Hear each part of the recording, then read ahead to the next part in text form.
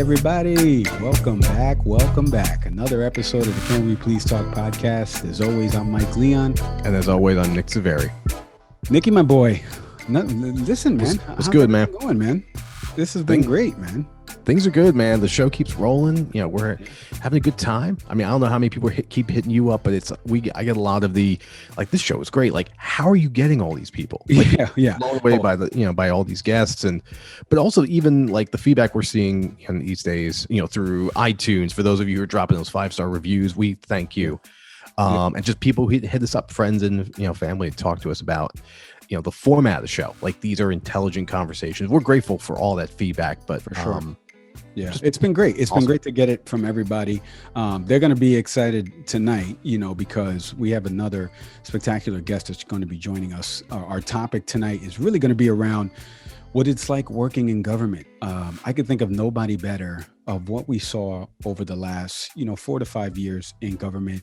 Obviously, the ratings in news are soaring through the roof, right? Because of the person who was president prior to this, right? And so I could think of nobody better than somebody that worked for the administration, and Olivia Troye. She was a former Department of Homeland Security official. She worked as a special advisor on the coronavirus task force under Vice President Pence. And obviously she got ousted or left, depending upon who you talk to. We're going to ask her that tonight. Back in September of 2020, she didn't like the direction of the way the task force was going. But I'm interested to get her take on a lot of different things, because to somebody who works on the outside, right? And I work in a different industry. So to you, Nick, what's it like actually working in the government? Like, what's it like reporting to the number 2 person, in America, for all intensive purposes, and what is it like? She's worked on a lot of counterterrorism. She's been at DHS for, 4 or 5 years. She worked at DNI before that, with Department of National Intelligence. So it's going to be great to get her perspective on a lot of the different things that take place behind the scenes working in government. So we're really excited to have Olivia with us tonight. Yeah, we've had conversations with other folks in government positions before. For those of you who checked out the Mike Hill show, which I imagine all of you, Mike talked about his role at the NSA. Naveed, coming to us, from working with the FBI, also naval intelligence officer. Reggie Love, former body man to President Obama, and all the time he spent on the campaign, but most importantly in the White House. Yeah. So we've been hearing these different perspectives on working in government. Olivia tonight brings us a really fresh perspective because she's been working with this previous administration. Everyone else previously had spent stints, in the past. We're talking to someone who is recently, not too far away, recently removed from the White House. What is life looking like for her now, and what is the battle she's now fighting for really the soul of the Republican Party? That kind of is part of the other part of this conversation tonight. Yeah, no, that's a great segue, because she is now the director of the Republican Accountability Project. And we're going to ask her about that tonight, because it's very similar to things that you're seeing out there with the Lincoln Project. And the Republican Accountability Project has been putting up billboards in different states, thanking some of the senators, Republican senators, especially, that have voted during the impeachment trial. So there's a lot that goes into that, because, even that market is a little saturated right now. I just mentioned Lincoln Project, but there's a few others that are out there under, different people that either worked in the Trump administration or former Republican strategists that have started these. So we're going to get her take on all of that tonight. I'm super interested also to ask her, because we were talking about this off air, Nick, but what is it like for the president of the United States to tweet? I don't know who that person is. I've never interacted with them. And, you're in the Oval Office, you're in the White House almost every day. That's got to be a weird feeling. The CEOs of the companies that I've worked at never tweeted out, I don't know, Mike Leon. So nor do they. But it's got to be a weird feeling to see that. And I know she did a lot of rounds of press back in September. And it's different. You're doing a 3 or 4 minute segment on television. I think tonight we're going to get a lot more out of her, because, this podcast length format is perfect to really tell her story, why she wanted to work in government, what it was like those years working in the Trump administration, and why should people trust government? That's a huge thing for a lot of people that are watching, listening our show. There's the doubts of why we should trust the government. So we're super excited. Can't wait to talk to Olivia tonight. All right, Nick, we teased it at the top. Joining us tonight, she worked on the Department of Homeland Security under former Vice President Pence. Then she transitioned to the coronavirus task force as an advisor. She now is the director of the Republican Accountability Project, and that is none other than Olivia Troye. Olivia, Mike Leon, Nick Savary, thanks so much for hopping on with us tonight. Thanks for having me. Olivia, at the top, before we get into the heavy stuff, I want to talk about you, your story, and your career in public service, because our topic for tonight was really about working in government. But give us a little bit of background about you, like how you got your start in government. Did you always want to work in government? Tell us a little bit about yourself. Well, it's a mix. I think I was always sort of very politically aware and active. I was very active in high school. I did that Washington, D.C. trip that I had to, I don't know how many cars I had to wash to raise the funds to go on it because my parents couldn't afford to send me on the trip. So I had to fundraise it. I remember that when I was a junior in high school, and then got to go back to DC with marching band because, I'm from Texas and we take our marching bands really seriously down there. That's a matter of pride. Football and marching bands is it. So, and I just became super interested in sort of government and what was happening. And during college, I remained somewhat tuned in and very active on campus. And after graduating, I worked in Republican campaigning and politics. I was raised with more conservative values, and I worked at the Republican National Committee fresh out of college. And then 9/11 happened, and that's really what changed sort of my trajectory, I would say, in the career I chose to follow. And that's where I took a job at the Pentagon. Right after 9/11, I became more of a counterterrorism subject matter expert throughout my career. I deployed overseas. I traveled quite a bit. I focused on the Middle East region. And then I spent some years at the National Counterterrorism Center. I was really driven by mission. I became a career intel officer. And most recently then took an assignment at the Department of Homeland Security. And after I was there for about a year and a half. I got there literally right as the Trump administration got elected into office. Got there the week before. And I was there. And then the front office, so to speak, that's government speak. So the Secretary's office, I'd worked a lot of different projects on coordinating. And that's when they asked me to interview for the Homeland Security Advisor slot in the White House for the Vice President.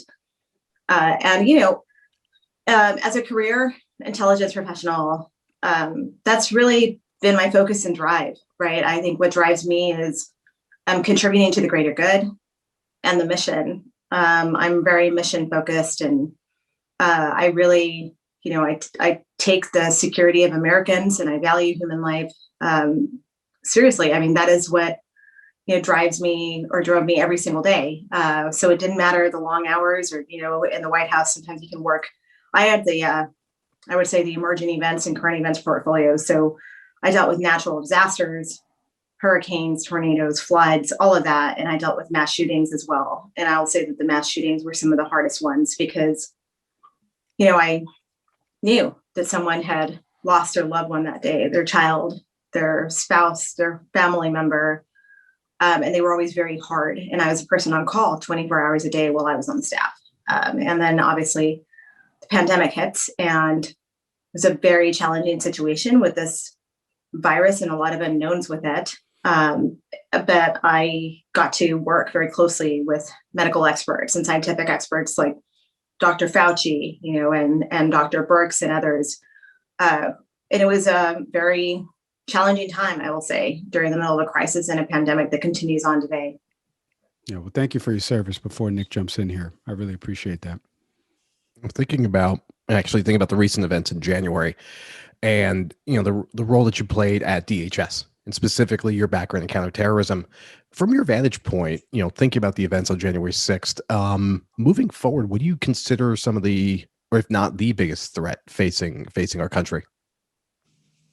I certainly think that domestic terrorism has been on the rise for several years now. And I think the threat of, extremists here in the homeland, I know we've really focused overseas and on the global war on terror post 9/11. And I think we've made a lot of progress and headway there in terms of how we look at the problem, how we screen and vet people, and tracking these kind of global networks. But the homegrown radicalization that we're seeing happen on our own home soil is dangerous. And it's a harder problem, I would say, and a bigger challenge, because you're going to have to look at it from a lens of what causes radicalization, where does it emerge, how these networks, and these individuals are being recruited and radicalized, and all the challenges that come with that, on where they're talking to each other, on social media.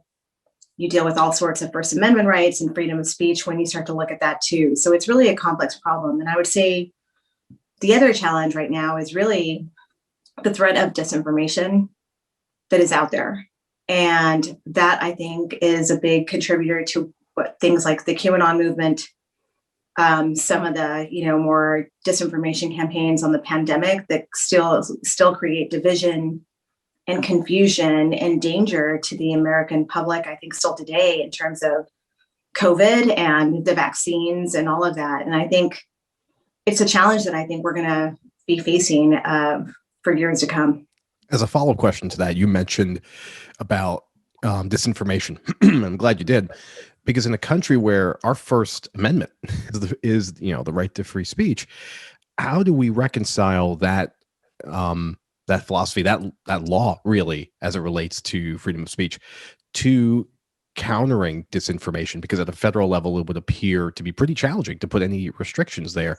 Just from your vantage point, where do you see the opportunity with a new administration to tackle disinformation at the federal level?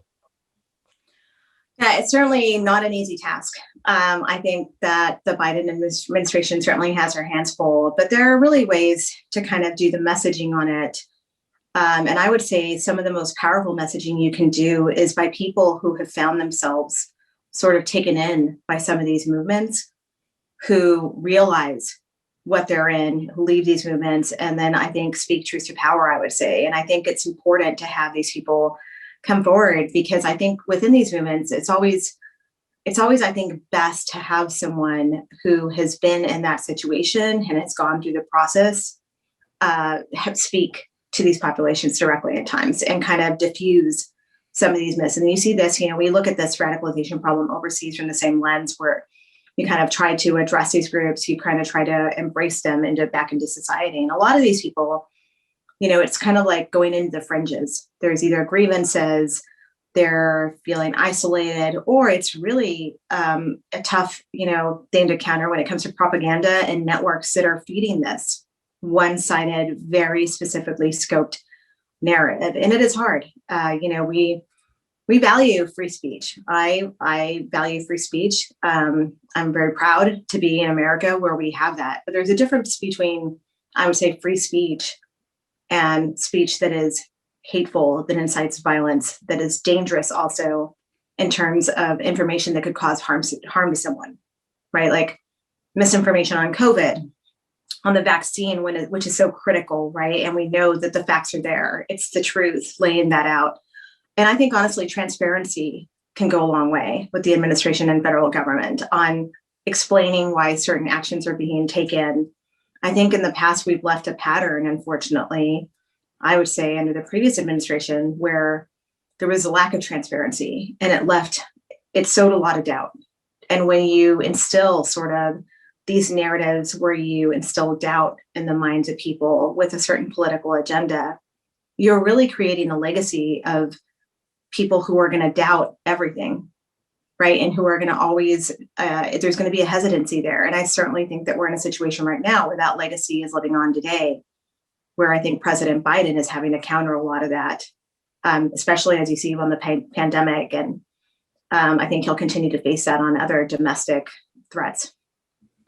Olivia, it's a perfect transition because, obviously a lot of people know you from the task force when you did the round of interviews in September and October after you left. Can you take our audience a little bit through what your actual role as an advisor was on the task force? What were you doing day to day, the interactions you had with Dr. Birx and Dr. Fauci? Take our audience a little bit through what you were doing to try to at least help the American people. Yeah. So, Dr. Birx and I, we worked very, very closely together. I was on the task force from day one in January. And I spent a lot of hours sort of with the interagency, as we call it in U.S. government. That's U.S. government speak, where everybody has a very senior person at the table in these meetings, or cabinet level or deputy secretary, deputy cabinet level, who is really grappling with this issue. And so I served once Vice President, I served as sort of like the liaison to Vice President Pence. I was his advisor. I covered these meetings. I would brief him regularly on what was developing and how things were progressing and the threat of this virus and the fact that the threat was very real. As time went on, you saw Vice President Pence was appointed the lead of the task force in late February. And that, made my job even harder. I'm not going to lie. I became the main coordinator for agendas. I coordinated with the main principals like Dr. Birx and Dr. Fauci. We met every single day. I was in late night phone calls with the CDC and a lot of the main top level experts there. I talked to the FDA and Dr. Hahn, and a lot of it was also emergency coordination on what were we going to do with these Americans that were stuck overseas when the lockdowns began. How are we going to evacuate Americans from cruise ships? And when we did that, knowing, quite honestly and frankly, that these were sitting petri dishes, as I call them, right, where we really wanted to get Americans evacuated as soon as possible, because the longer they stayed on these ships, the more dangerous it was for their health and well-being, because this virus was so contagious and there were so many unknowns with it that we had to move swiftly. And so a lot of that is just trying to negotiate what we're going to do, how we evacuate them, and sort of keep the trains running, so to speak. And then, honestly, I drafted a lot of the vice president's remarks at the very beginning. You'll remember the briefings where he was very factual. They were very serious. There was a tone of severity there, and acknowledgement that this was not going to be an easy thing that we were grappling with. And I saw Vice President Pence really be challenged, at times. And it was an easy situation for any of us who were on that task force. And it obviously became even harder with some significant political dynamics that really would undermine at times decisions being made in the room that we knew were important, guidelines that needed to be pushed out, because we knew that it was going to affect the spread of the virus and curbing the spread of the virus. And you see us put out the guidance on wearing in the mask, the social distancing, right? We do the 15 days to curb the spread, and then it became another 30 days. Like, we saw a decline in cases at that time. We still had a chance against the virus, and that's why it was done. But I will say that when you have, I would say, undermining or alternative messaging happening in terms on mask wearing and things like that, it's really just a detriment to such a response, because you're creating doubt and confusion. And you see that sort of start to wear on the American public, and you see the public messaging kind of override the principals on the task force that are actually trying to be factual in what they're communicating. Like Dr. Fauci, who is trying to state the severity and what is happening here. The data and the science was there, trying to warn people. But then at times, he wasn't able to speak freely because it wasn't in line with the political message. And for me, it was challenging, because you knew that every day that went on, the virus was going to spread. People were going to continue to suffer, and people were going to die. And, that's not lost on me. Now that we're, passing 500,000 deaths related to COVID, the science was always there. It's just very hard to know that it didn't have to be this way, and it could have been prevented. As we're talking about your time on the task force, thinking about you moving on from it, and you've mentioned over the last few minutes some of the sort of pieces that may have led to that, but what for you was the tipping point that solidified your decision that this couldn't be the place you could be anymore as it related to fighting the virus or dealing with it at any political or any government position level? There were a number of events that I was very uncomfortable with, but certainly it got to the point where sometimes I think that you need to really, especially for me, a national security practitioner who has really focused on the safety and security of Americans. And I think that, there were certainly no doubt any shortage of moral dilemmas that I faced in my tenure and in the role. But at some point I sat down, and you've got to think about, are you complicit? Are you enabling? Or are you still making a difference? And knowing that you can go home and look yourself in the mirror and say, I did everything I could today. to do whatever I could to help on this fight against this crisis. And at some point, the political dynamic was such that I knew that I wasn't going to be able to overcome some of these obstacles, right? We're talking like I would write remarks with factual information in it. The remarks would change unbeknownst to me. The vice president would get them on his desk. He turned to me and asked me what happened. And I was left defending the indefensible, right? Because I had no idea why this kept happening to me. And it was clearly a situation where facts no longer mattered. And it was really, the focus was on a campaign and on election. And look, I get it. It's, we're a free democracy and elections do matter. But in a situation like this, when it comes to human life and what was happening here for me, as a career person who's focused on keeping people safe, there comes, you have to have your red lines and say, I'm not okay with this. Like, I can't do this anymore in this way where I can't even help in this situation. And I'm watching the CDC and I'm watching guidelines be changed by people that do not have medical degrees, right? They're not scientific experts. They don't have the data. They're changing things behind the scenes. They're bullying the scientists, they're bullying doctors. They're not letting them speak freely, and it becomes a very toxic situation. But I'll be honest, the day of Lafayette Square, that was a really hard day for me. What happened that day, of the clearing of the people that were there, they were peacefully protesting. And that day really wore on me because I'm a person of faith. And it was hard to watch people were really hurt that day. They were cleared out. I had been walking around outside and I had seen moms protesting with signs peacefully with their children. And I kept thinking to myself, what happened to them? Were they safe that night? I mean, how did this all play out?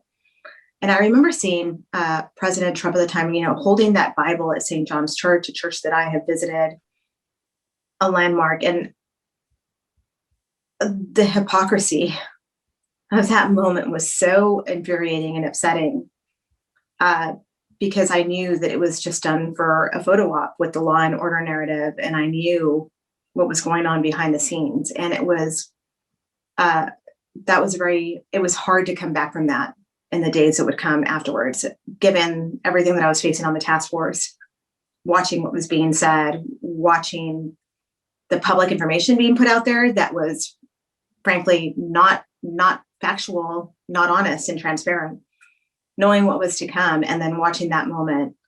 I think it was a combination of all those things where you start to say, like, I can't do this anymore.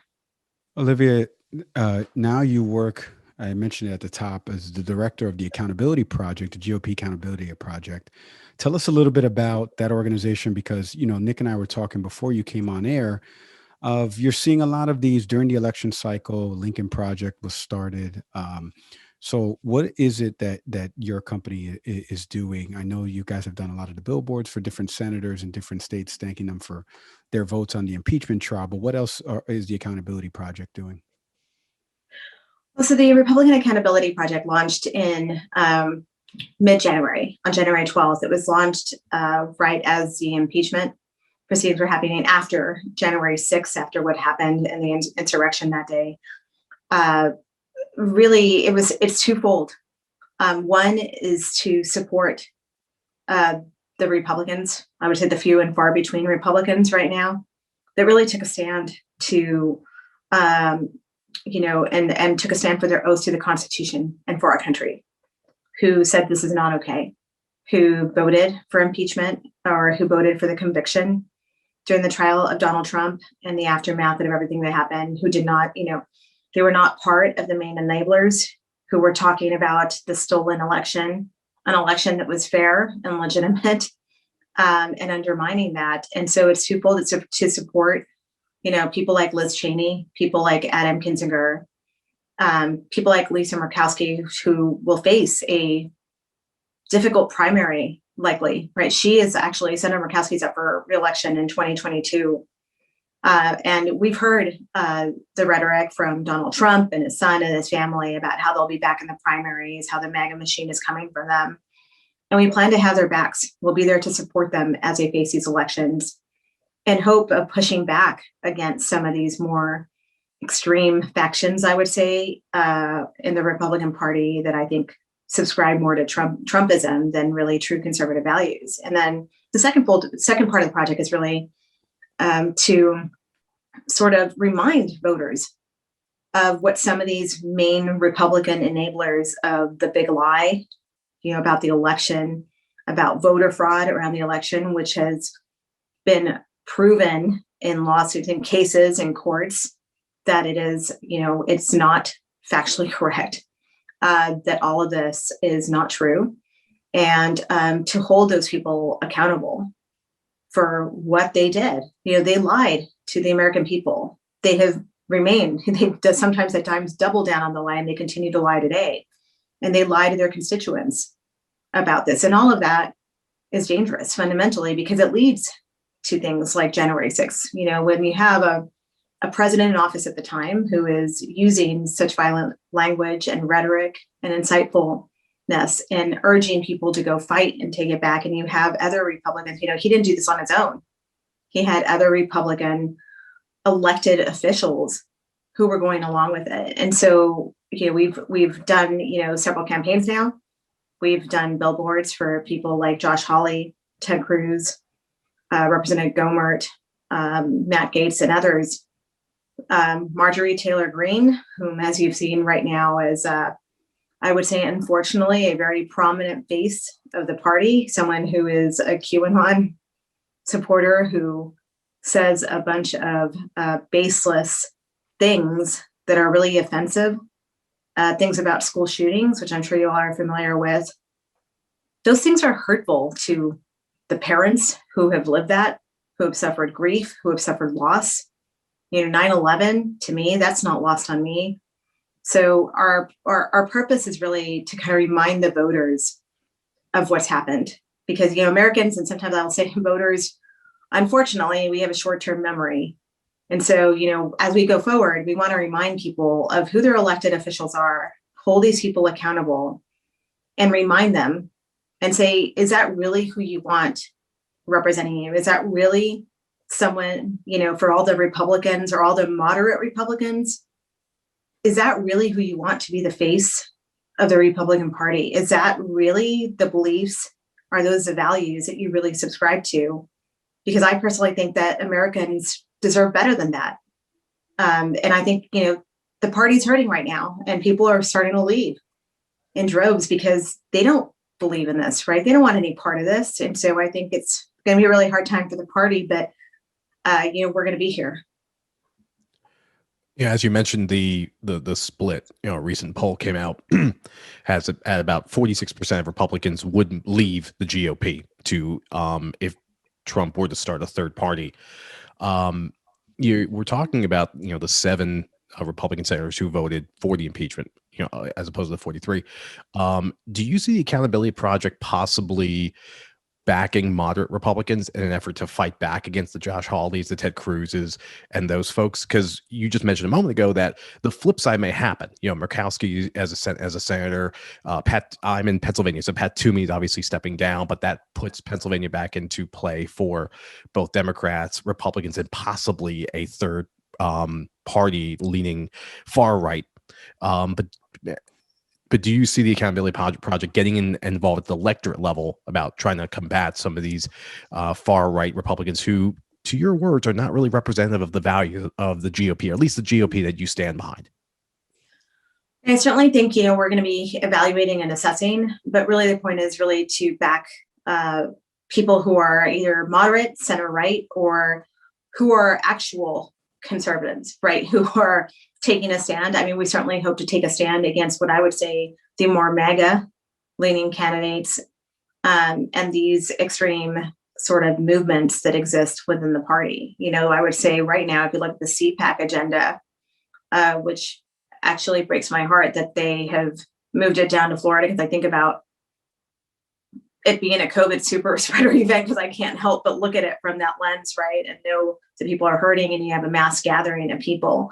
When you look at that agenda, it's like Matthew Gaetz, it's Lauren Boebert, Ted Cruz. I mean, I think that says it all. You know, I think CPAC for a long time has sort of been more of the more of a different breed all by itself. But you know, there used to be a time when Mitt Romney would speak at it, right? And you know, I've got to say, you know, when I saw the news about Mike Pence saying he's not going to speak at it, I actually thought to myself, well, why would he? I don't think he's welcome there. And also, I would worry about his safety going there, right? These are the same people who stood by and didn't take a stand after Mike Pence's life was put in danger on January 6th, right? At the end of the day, they pretty much told the world that they're okay with it. You know, on this platform, you know, Olivia, you said something which I wanted to give some space to right now. You mentioned about conservatives, like true conservatives, those that you back. Can you just take a moment? What do you define as conservatism? Like what? Because I think oftentimes we throw these words around, liberals, conservatives, and whatnot. Just for a literacy moment for our listeners, what do you define as conservative? What is the what do you consider that? You know, it's no doubt that I've been, you know, when I subscribed to Republican beliefs, and those are the ideals that I was raised with. I was raised with more of like the party of Lincoln, really, and the party of McCain. People who were, I think, yeah, we do believe in small government. And when government gets involved, we believe it's a local level, and we do believe, you know, in trade. I believe in America. I do think, you know, I would at this point, I guess, would call myself a radical centrist. Right, where you know, I think that entrepreneurship is good. I believe in the American dream and things like that. But I'll tell you, I don't subscribe and don't believe to immigrants being bad, and I don't believe in the emerging border crisis that is spun in the one very, very spun narrative, one-sided. Right? I mean, I think we've got a serious problem in terms of, you know, having an open dialogue about race in our country. I don't subscribe to these, I would say, more racist rhetoric that we've seen, and then more extremism. I mean, my parents were immigrants, right? Yeah, I'm a person of faith. I'm Catholic. And I certainly, you know, kind of look at what's happened with the party. And to me, it's really important to walk the talk and not, you know, claim to be for Christian principles. And to be honest, to basically live in hypocrisy, right? You can't sit there and claim to be all these things, but your actions speak for themselves and do anything but represent supporting these types of people, right? You see it when, you know, we saw it with the refugee crisis, right? We saw the Stephen Millers of the world. They wanted that population dropped to zero. I don't believe in that. You know, there's a safe way, there's a way to do it. I realize we're in a crisis, but it doesn't mean drop it to zero. I think we need to fix the system. I believe in immigration, and that is a very challenging thing that we have faced for a very long time in our country. Right, on both sides, like I will say, on Republicans and Democrats, we struggle with figuring out immigration reform, and I'm glad that President Biden is trying to figure out how we actually come together and figure this problem out. Olivia, I think about you. I think about Miles Taylor. We were talking about this before you came on. I don't remember leaving a job and my CEO saying, "I don't know who Mike Leon is. He never worked here. He was a never this, that." So for me, it's a two-part question, because what is that feeling like, seeing somebody discredit you? Even Miles's example is somebody, you know, that worked in the administration get discredited. But then it's also, why should people trust government? Like going forward, you know, Biden is trying to restore credibility, like you mentioned, and it's an uphill battle. Is Trump an outlier, or was there something there that he kind of poked at, and now you have seen this formation over time? Well, I certainly think that, I think Joe Biden has a difficult scenario on his hands because the trust has been eroded, especially across the US government, right? You're talking to, like I saw a lot of different examples of um, Donald Trump undermining and discrediting the national security community over and over, right? Anybody who spoke or said something that wasn't in line with what he wanted, or that would come forward and tell the truth, whether it be Russian interference or anything like that, or what happened to Ukraine, you immediately get discredited. And he does this not only to the national security community, but he later does it during the COVID pandemic, where he goes out of his way to discredit the public health community, right? Because they're just being factual. That's what these communities operate on, is science and information. And I think, it was hard as a person who has been in the federal government. There are, checks and balances, and these institutions exist for a reason. They're full of subject matter experts, people who have dedicated their entire careers to a lot of these things. And they're certainly, the talent pool is there to help and support, regardless of who is actually in office. That is the whole point of these institutions, right? They're the institutional memory. They can serve to implement executive orders as needed. And, it was really hurtful, I will say, when the deep state narratives started, and sort of what it felt like to have spent, for me, almost 20 years serving in public service for such a time, and suddenly be labeled that way, because nothing that I ever did in that entire time, whether it was a Republican or Democrat in office, wouldn't lead anyone to believe that I wasn't committed to doing my job and doing well. Now, is there a bureaucracy? Absolutely. Right. I mean, there's bureaucracy, I would say, in every organization to a certain extent, including in the private sector, I would say. But yes. And do things sometimes move slower? Yes. But I don't think that's a reason to give up on public service, because it matters, right? These are, these are your military service members too, right? They're part of that community. These are your intelligence officers who deploy overseas, who serve, and oftentimes very dangerous environments. And every time something hurtful and undermining was said publicly about them, I always thought about that. I thought about, these people serving overseas. I thought about the dangers that they were facing, the fact that they were putting their lives at risk. And it's hard to do that when, you look back and you look at the homeland and you look at the country, and you have a whole population out there who is calling you the swamp because you're part of it, or draining it, or the deep state, right? I mean, I think that is fundamentally, it's not good for America. It's not good for our country. It's a sad day. Olivia, it's been such a treat having you on tonight. Republican Accountability Project. You can check it out at accountability.gop. She's a former Department of Homeland Security official. Like I mentioned, she worked on the coronavirus task force. Continued success to you, Olivia, and everything that you keep doing. Keep fighting the good fight. We thank you so much for your service, and thank you for coming on tonight. Thank you for having me. All right, that was Olivia Troye. She was fantastic. We say it all the time, but she was really great. Former Department of Homeland Security official. She worked under Vice President Pence on the task force. Accountability.gop. She is now the director of the Republican Accountability Project and the work that they're doing. Nick, there was so much with Olivia, because I didn't even realize this. 20 years in government, right? You're working at, at DNI, at DHS, and counterterrorism, like important stuff, man. And then to see what happened to her over the last 3 or 4 years, like she mentioned, the transition of like, I would write down facts on a piece of paper and somebody would edit that for the vice president's speech. Like, that is crazy to me, man. And like, some of the things that she talked about there, we asked her at the end about trusting in government. You asked her about defining conservatism. I just thought there was so much. What'd you make of the interview with Olivia?